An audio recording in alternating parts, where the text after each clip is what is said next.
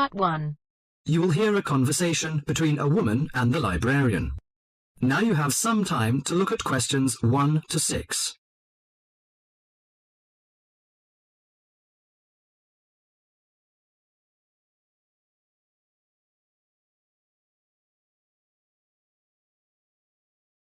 Now listen to the talk and answer the questions 1 to 6. Good morning. Good morning. Can I help you? Yes, I'd like to join the library. We're new to the district, you see. Certainly. Well, all we need is some sort of identification with your name and address on it. Oh dear. We just moved, you see, and everything has my old address. Driving license, perhaps? No, I don't drive. Your husband's would do. Yes, but his license will still have the old address on it. Perhaps you have a letter addressed to you at your new house. No, I'm afraid not. We've only been there a few days, you see, and no one's written to us yet. What about your bank book? That's just the same. Oh dear, and I did want to get some books out this weekend. We're going on holiday to relax after the move, you see, and I wanted to take something with me to read. Well, I'm sorry, but we can't possibly issue tickets without some form of identification. What about your passport? What? Oh yes, how silly of me. I've just got a new one, and it does have our new address. I've just been to book our air ticket, so I have it on me. Well, that's all right. Your ticket will be ready soon. Okay, how many books am I allowed to take out? You can take 4 books out at a time, and you can also get 2 tickets to take out 3 magazines or periodicals. Newspapers, I'm afraid, can't be taken out. Oh, that's fine. Do you have a record library? Some libraries do, I know. Yes, we do. You have to pay a deposit of $5 in case you damage them, but that entitles you to take out 2 records at a time. That's good. Could you show me where your history and biography sections are, please? Yes, just over there to your right. If there's any particular book you want, you can look it up in the catalogue, which you'll find just around the corner. You can also find a touchscreen information service on level 2. Thank you. Oh, and how long am I allowed to keep the books for? Well, the normal loan period is 3 weeks, with 2 weeks extension. Oh dear. We're going away for 4 weeks. Can I renew them now? I'm afraid not. You must do that at the end of 3 weeks. I see. Thank you very much. Before the talk continues, you have some time to look at questions 7 to 10.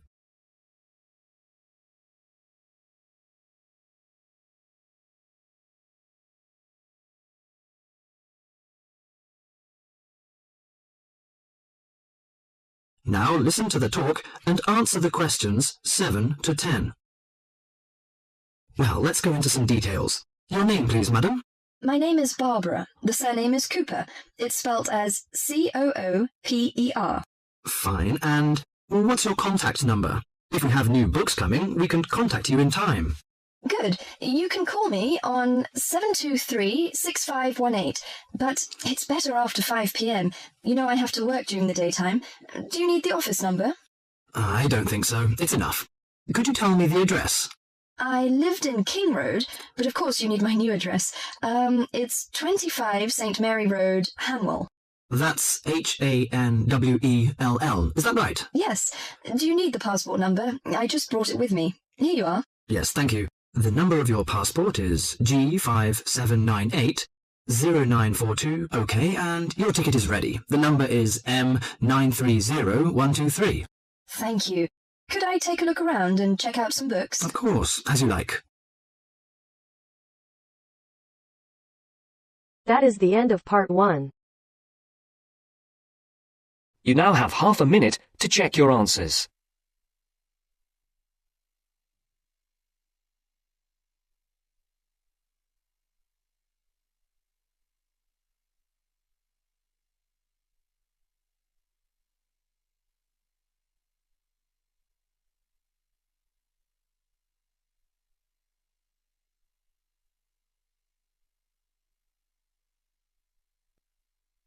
Now turns to Part 2.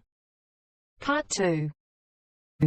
You will hear a conversation between an IELTS candidate and an IELTS administrator. First, you have some time to look at questions 11 to 15.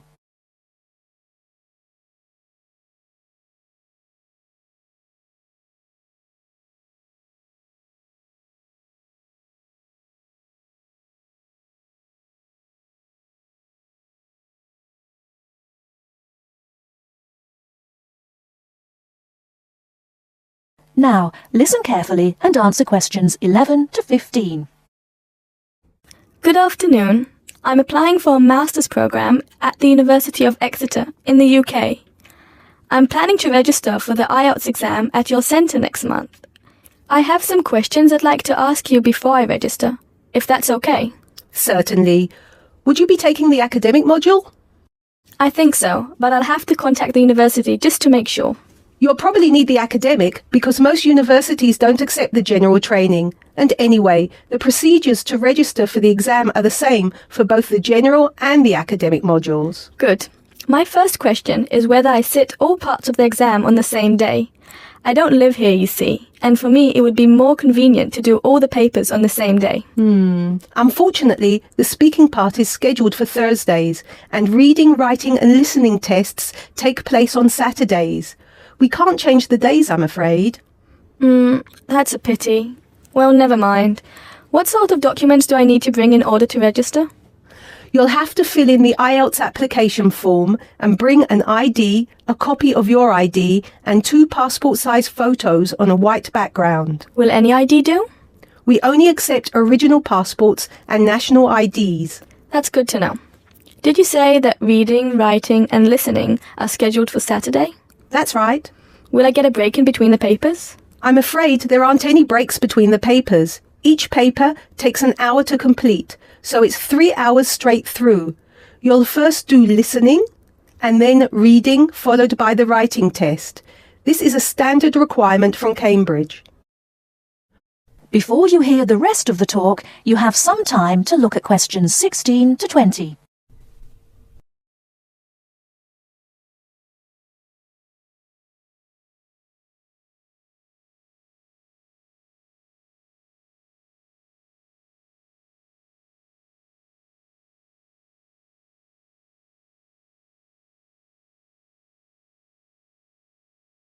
Now listen and answer questions 16 to 20. Okay, and how soon after the test can I pick up my results? It takes 13 calendar days for the results to be processed. Can you let me know how much it is and the form of payment? The examination fee is $200. You can pay by credit or debit card. We also accept checks. We only accept cash as a form of payment in exceptional circumstances. And one last question. Can I mail you the application documents? Certainly. You can send all the documents by registered mail to our address, 47 Clover Place, New Rochelle, New York. Could you spell New Rochelle for me, please? Certainly. Newrochlele. Could I have the zip code as well? Sure.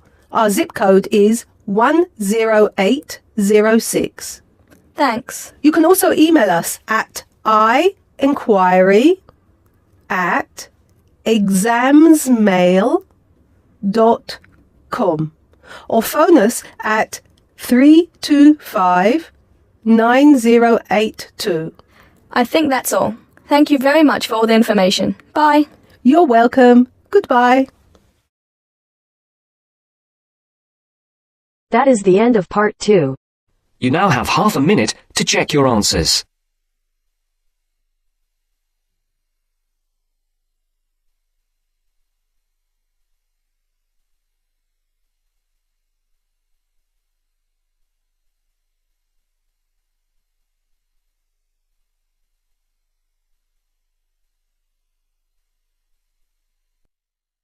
Now turns to part 3. Part 3. Listen to somebody giving a talk about how setting goals can help you achieve more. First, you have some time to look at questions 21 to 24.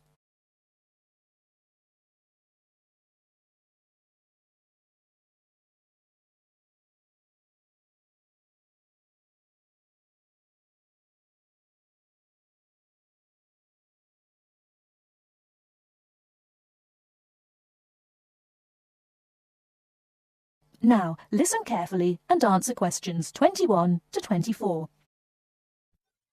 Good evening, everyone. It's good to see that so many people managed to make it. An achievement in itself when I'm sure you're all so busy. This evening, I'm going to talk with you about setting goals, and how setting goals can help you understand what you really want to achieve. First, though, I'd like to start by saying what I think achievement actually means. I think some people think it's simply about being successful in a job or making money, but it certainly doesn't have to mean that.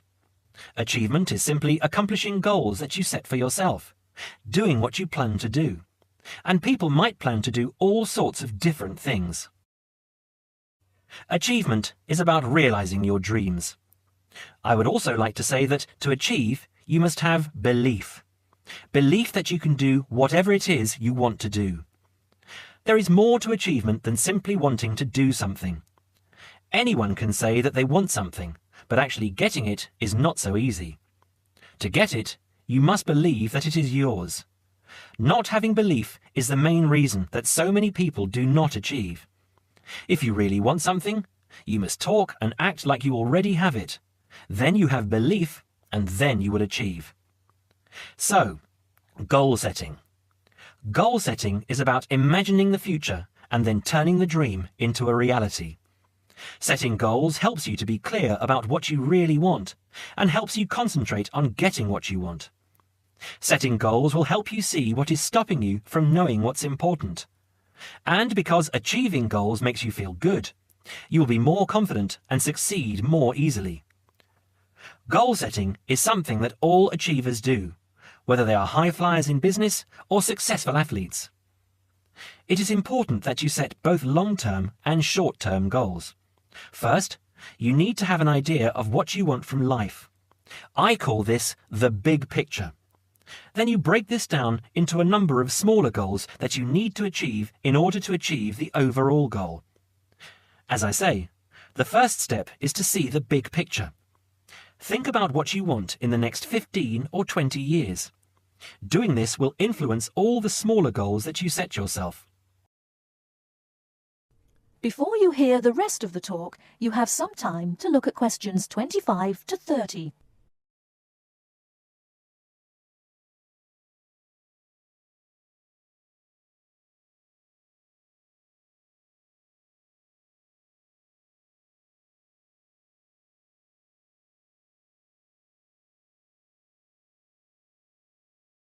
Now listen and answer questions 25 to 30. You need to think carefully about different areas of your life and how they influence each other. You should identify the important areas of your life and try to set goals in each of those areas. Here are the areas that most people want to focus on, but remember that everyone is different. First, think about your career. How important is your career to you? Do you want to be a manager or run your own business? Or are you happy working for other people? Connected to this is the financial side of your life. What sort of income do you want to have? Is wealth important to you? You need to think about long-term relationships. At what age do you hope to be married? Do you want to have children?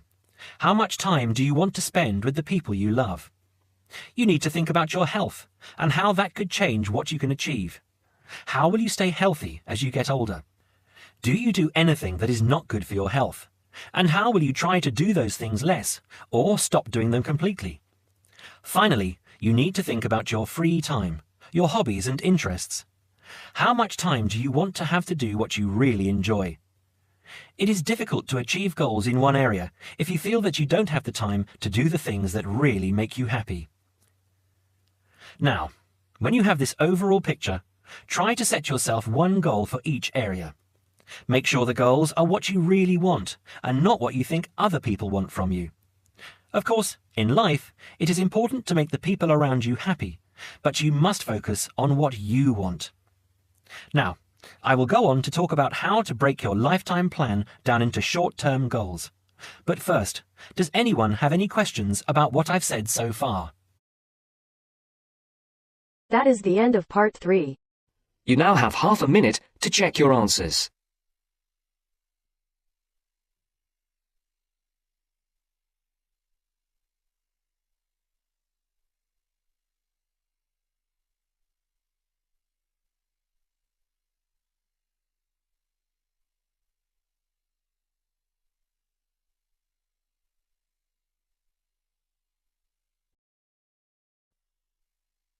Now turns to Part 4. Part 4. First, you have some time to look at questions 31 to 40.